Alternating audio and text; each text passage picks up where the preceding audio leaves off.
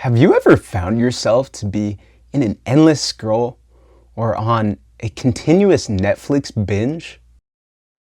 What if I told you that it's not entirely your fault and this is all by design and you were never meant to win that game?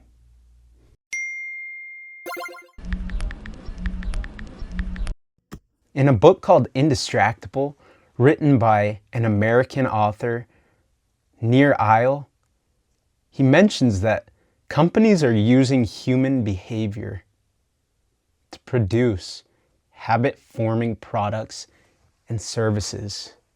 Habit-forming meaning that it's going to take us less effort to re-engage with that company or that platform.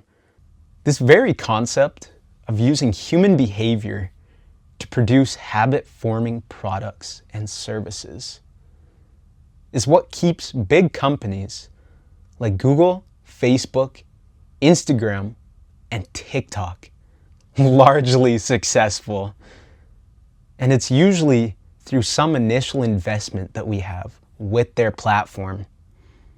So whether it be downloading the app or viewing it through a browser, if we come across a cat or a dog video that, we just love and we're having a good time, that is some level of positive reinforcement that goes right into our brain. And our subconscious mind keeps track of that and it puts it in our toolkit. In case if something ever happens, we know we can resort to that good feeling. Through this initial engagement, we actually produce a cycle of the company sending us alerts, followed by our constant engagement with the platform.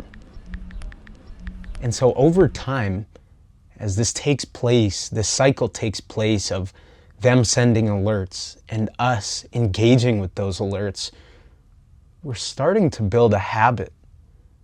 One where, with these cat and dog videos, it's going to make us feel good and there's going to be some level of positive reinforcement.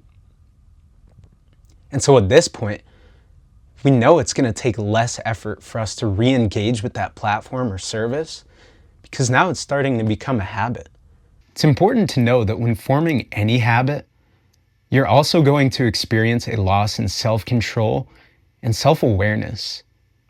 And much of this is because as our actions become more routine, they're naturally going to require less thought,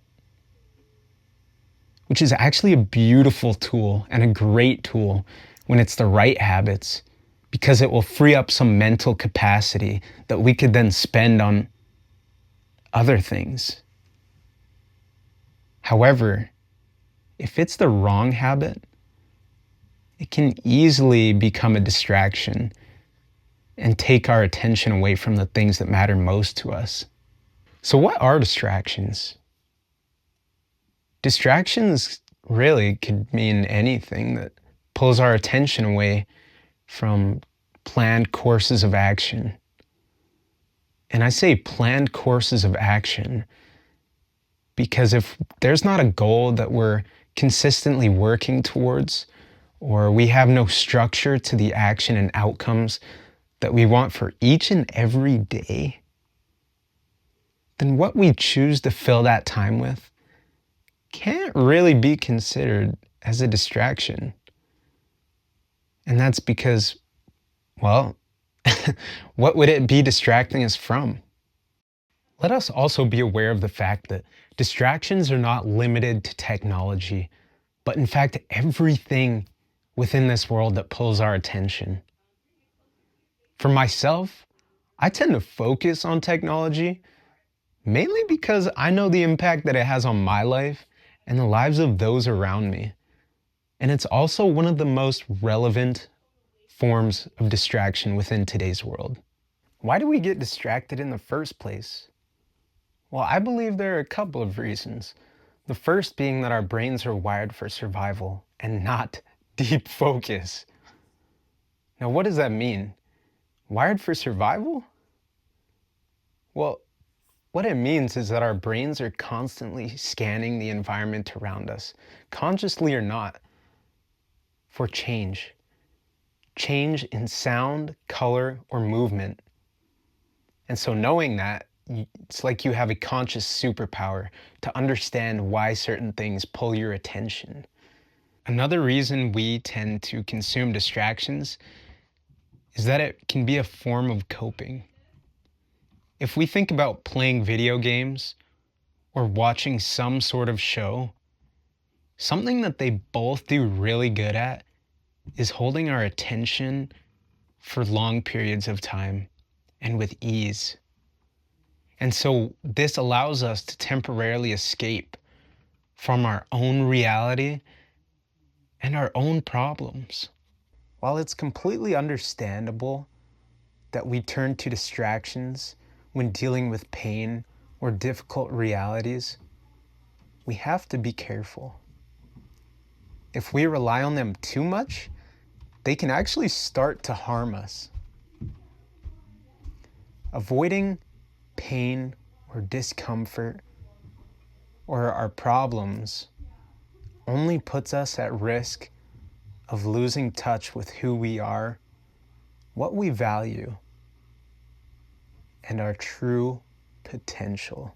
If you're anything like myself, you've definitely had moments in your life where you felt less confident, or that you've lacked ambition, or just didn't really have a strong sense of direction.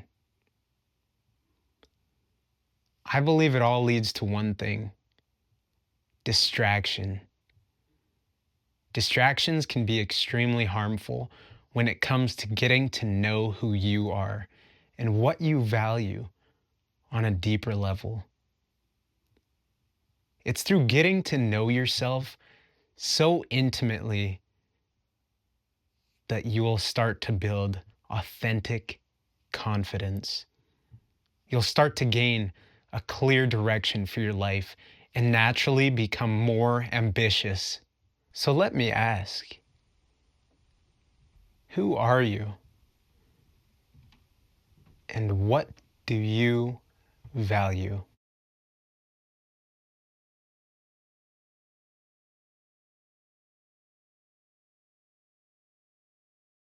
When's the last time you've sat in silence, unplugging from the rest of the world and instead plugging into yourself?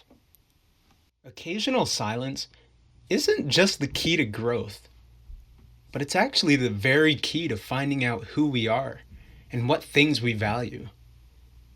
It's through this stillness that is brought within silence that we get to hear our own thoughts and reflect on the parts of our life that needs the most attention and perhaps some change.